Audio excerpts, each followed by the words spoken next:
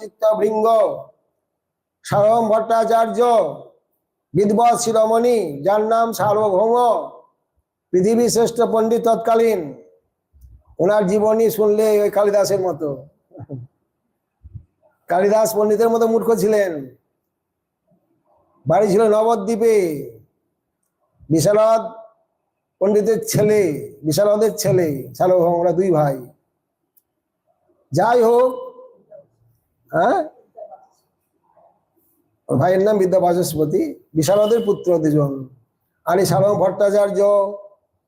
কিন্তু বাচস্পতি তো আগে থেকেই পণ্ডিত ছিলেন, পড়াশোনা করেছিলেন, কিন্তু সার্বভৌম পণ্ডিত কালিদাসের মতো মূর্খ ছিলেন,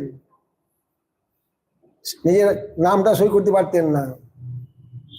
তা বাবা বললেন, এরকম পুত্র ঘরে রাখা মানে আমার কলঙ্ক, ওকে বিদায় করার চেষ্টা করো। বলে, আমি তো মা, কি করে বিদায় করব? বললে, খাবারের সময় ওর পাতে ছাই দিবা। খাবারের সময় খেতে বসবে, ওর পাতে ছাই দিবা। মা তাই করেছেন, খাবারের সময় পাতে ছাই। আর সে তো আর একবারে বাচ্চা না, বয়স হয়েছে তখন।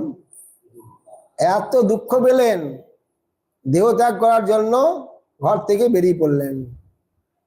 মা আমার পাতে ছাই দিল, দেহত্যাগ করবেন সার্বভৌম ভট্টাচার্য।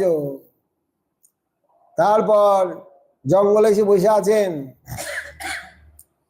তখন নীল সরস্বতী তাকে আদেশ করলেন যে দেহত্যাগ করতে হবে না, এই যে আমি এখানে আছি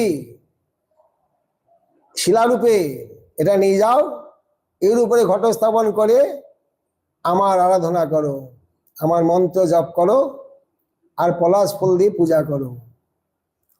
এই নীল সরস্বতীর মন্ত্র জপ করে, যার নাম পোড়ামা, সেই ঘট এখনো পূজা হচ্ছে ওখানে। ওই বনটা একবার পুড়ে গিয়েছিল, ওই জঙ্গলটা একবার পুড়ে গিয়েছিল আর কি। এই হিসাবেও পোড়ামা আর পড়ুয়ামা, এবং ইনি হলেন নীল সরস্বতী। এ সার্বভৌম ভট্টাচার্য প্রতিষ্ঠা করেছেন মহাপুর আমলে। তখন এই পোড়ামাতলা ছিল আর কি। এই জন্য এখনো পর্যন্ত সেই ঘট পূজা হয়। আড়ম্বর করার দরকার নাই, বাজনা দেওয়ার দরকার নাই, প্যান্ডেল করার দরকার নাই। যদি ভগবানকে লাভ করতে হয়, দেবদেবীর কৃপা লাভ করতে হয়, এইভাবে তপস্যা করতে হয়। মদ মাতাল মদ খেয়ে ভগবানের পূজা বা দেবদেবী পূজা ওই প্যান্ডেল করে হয় না। তপস্যা করতে হয়, মন্ত্র জপ করতে হয়, তাকে সুদৃঢ়ভাবে নিত্য নিয়ম ভাবে পূজা করতে হয়, দুই একদিনের কাজ না। তাই উনি করেছিলেন।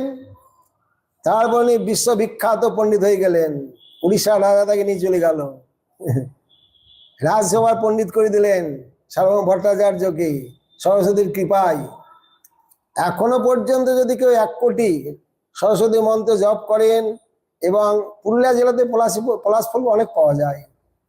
পলাশ ফুল যদি ওই প্রত্যেক মন্ত্রে একটা সরস্বতীকে নিবেদন করেন, 1 কোটি মন্ত্র জপ করলে এখনো পর্যন্ত আপনি সরস্বতীর কৃপা বরপুত্র হতে পারবেন। হ্যাঁ, ওখানে এক জায়গায় বসেই পেয়ে যাবেন। পুরুলিয়া যাননি বোধহয়, আমরা অনেকবার গেছি। ওখানে খুব বড় গাছ না, গাছ কেটে নিয়ে যায়, জ্বালানি করে, আবার ডাল গজায়, ওখানে প্রচুর পরিমাণে ফুল হয়। পলাশের বাগান, ওখানে বন আছে, ওখানে সেই বনে গিয়ে বসলে আপনি 1 কোটি ফুল তো একদিনে চাই না আপনার। একদিনে কত মন্ত্র জপ করবেন? সেই কটা ফুল আপনার দরকার একদিনে। ওরাও 2-3 মাসে হয়তো করলেন, 2-3 মাসে পলাশ ফুল নিশ্চয় পাবেন 1 কোটি। জয় নিতাই। আমরা সেই পদের প্রতীক না, তথাপি যেমন কৃষ্ণ মন্ত্র পুরস্চরণ করলে, ওর মন্ত্র 1 কোটি বার জপ করলে পুরস্চরণ হয়, ঠিক মতো হলে তাতেও ভগবানকে দর্শন করা যায়। তেমনি সরস্বতীর মন্ত্র এইভাবে পূজা করলে সরস্বতীরও আপনি বরপুত্র হতে পারবেন। এই ভট্টাচার্যের মতো, বা চৈতন্য চরিতামৃতে যে দিগ্বিজয়ী পণ্ডিতের কথা উল্লেখ করেছেন, এরকম দিগ্বিজয়ী পণ্ডিত হতে পারবেন।